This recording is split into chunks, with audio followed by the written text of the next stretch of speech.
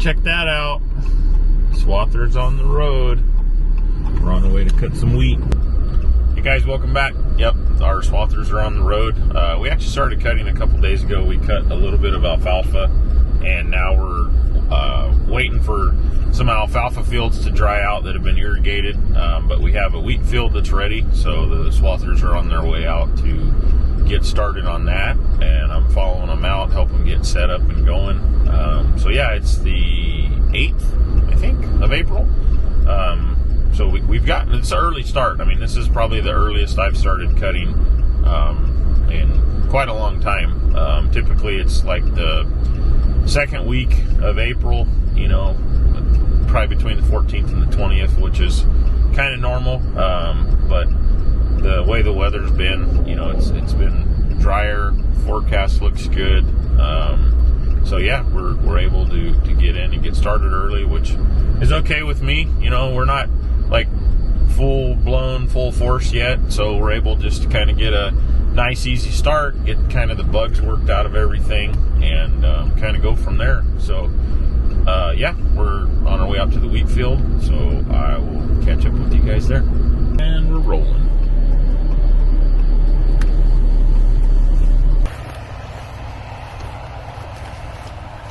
It's not the heaviest crop in the world, but it's not bad. So this field was a grape vineyard that they took out. So they took all the vines out, ground them up, spread them back over the field, and then they drilled wheat in, and they irrigated it, I know, at least once with sprinklers. And their original intention was to green chop it. So I think they irrigated it, like I said, I know once for sure. And then I think they were gonna, they were hoping that the rain would finish it off and get it to green chop. Well, we haven't had a lot of rain this year. I don't know, it's been a little light compared to our average normal. So yeah, so like now I'm in a different spot. It's a little bit shorter. It's starting to turn color. So rather than green chop it, they decided to make hay out of it. So that's why we're cutting it. So yeah, but it'll make, you know, it'll make a pretty good hay crop. It's nice material. Just hopefully we don't find any surprises out here at being an old grape vineyard. You know, I've had that happen. Last year we cut a lot of wheat that was old grape vineyard, and I don't know, we had like 4 or 5 blown tires because of grape stakes that didn't get picked up. But this ranch we're working for, they're pretty good operators, so I have a pretty good feeling it's clean. Downside, there's a border every 30 feet, so there's one there, and then there's another one buried in here somewhere. Oh yeah, right here. And borders really aren't that big a deal, but these are like blocked borders, meaning that there's a berm of dirt in the middle, and then I would just say like a little ditch on each side, but every so many feet there's a berm or dirt block for the water if they would irrigate. So no big deal, except the width of the headers and the width of the borders. The guys basically have to put their tire in this little ditch here. So and that means they have to go over that hump every time they cut. So whatever, it is what it is. We'll deal with it. It's just a lot of this all day for the guys, you know. But no big deal. So yeah, we'll get this cut. Weather looks good, so get this cut in probably 10, 12, 14 days. As long as the weather stays warm, we'll have something in the bale. So alright, I'm gonna do a little more walking. Alright, now we're doing a little field checking in a different field. So we're in this really nice irrigated triticale field. So I'm just coming out here just to kind of see what stage it's at and see what see what I think and about cutting and when I think we can. So what I'm going to be looking at is these heads right here, just to see what stage they're at. there's different stages.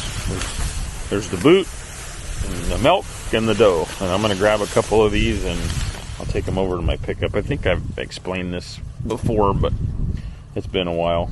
But yeah, I mean, this is really nice. You know, it's waist high. Yeah, this is like, I wish all the fields were like this. It's all flat. There's no borders, no nothing. It's just beautiful. And we're out and about western Fresno County. There's a lot of action. There's dust flying, and there's tomatoes and stuff getting planted. There's cotton getting planted. It's that time of year. It's the busy time. The sun's out and time to work. All right. So yeah, like I said, I just grabbed a few heads, and I can already tell just by size of them, they're not ready. So what I'll normally do is just grab some of these and pull the grain head apart, and then just kind of squeeze that.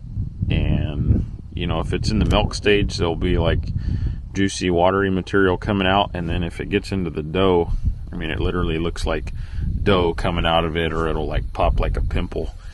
When we're making hay out of it, I like it to be in the dough stage, and then we'll cut it, because when it's in the dough stage, after you cut it, usually that dough will turn and harden up into a grain, and you know, you get heavier bales that way.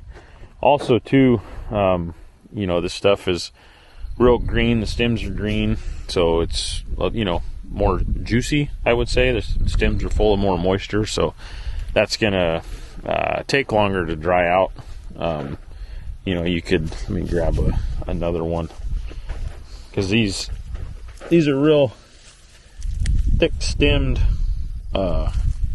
plants, and it's got real big knuckles. That's what I call those, and that's where a lot of your moisture hangs out. So like I said, I like to wait until it's kind of in the dough, and you know, it's still going to be green in color when we cut it, but it's not going to be this real lush dark green. It's kind of starting to be, you know, losing its moisture. I mean, it's not dry at all by any means, but it's at a point where it'll dry out quicker, because sometimes the real thick stem stuff just takes a long time to dry out. So yeah, the Swathers are running still. I just went by there. They're, I don't know, about a third of the way done with that field. We had a little bit of trouble this morning. We had what happened? We had lost a bearing on the feed roller, the Massey, and then we actually had an air conditioning line go out on one of them. But luckily we were able to get parts. Usually we have the bearing. We didn't have them, so we had to go pick it up. But it's, you know, first week jitters. So all right, now we're gonna head on down and check an alfalfa field and see if it's ready to go. So we're going from a triticale field to an alfalfa field. All right, out of a triticale field into an alfalfa field. So this was the second field we cut, but we cut the first one and the second one in the same day. And it's been, what, we cut it on Thursday, Friday, Saturday, Sunday, Monday, Tuesday. So it's like 4.5 full days of drying, something like that. I know it's not ready, but I just want to come out and see what it looks like and how it's drying. So what I do the old twist test. I'll just grab a handful and twist it. And if it snaps, that means the moisture's out of it. There's no stem moisture in it, but if it's, wow, that's better than I thought it was going to be. So when you twist it, like I said, yeah, see that? It's not, well, it's still ripped, but it didn't rip easy, so there's still a little bit of stem moisture in it. And I can dig around and find some. But it's been windy and fairly warm, so it's had some pretty good drying. And the Swathers, I didn't film it, I should have, but they did a good job crimping. I mean, you can see it on this stuff. There's a pinch mark right there. There's another one. And did a good job. We ran them pretty tight. But yeah, this stuff is farther along than I thought it would be. So I like to wait until you know, you can twist it and rip it. So basically the stem moisture's out of it. Unless, you know, you might need that stem moisture to rake with if you're having not having moisture and stuff in the morning to rake with. But if you have the dew to work with, I like to wait until the stem moisture's out. But surprisingly enough, this stuff is drying pretty well, so we'll grab. And I like to grab too all the way across the windrow. If there's a green spot, I can feel it. See that? It doesn't rip super easy, and then you dig down into it, and there's still some what I would call tough or raggy spots. So this has probably got to sit for a couple days. But it's a good crop. Nice windrow. Should be pretty decent stuff. It's kind of big, heavy stem, you know, got kind of tall and overgrown, but it's to be expected for first cutting. So, all right. So yeah, today in this video is just a field checking video, which is most of the time is most of what my day's made up of. So now we're going to head to another alfalfa field that has not been cut, and we'll see if the ground is firmed up enough. So on to the next stop, uncut alfalfa field. So what we're looking for here is just how firm the ground is.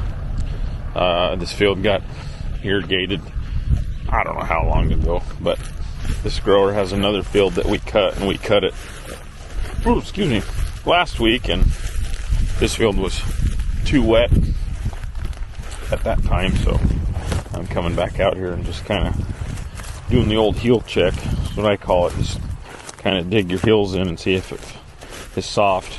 So far feels pretty good. So we'll get down in here, pull some dirt up. Yeah, it's not sticky. It's plenty firm enough to cut. So, all right. Well,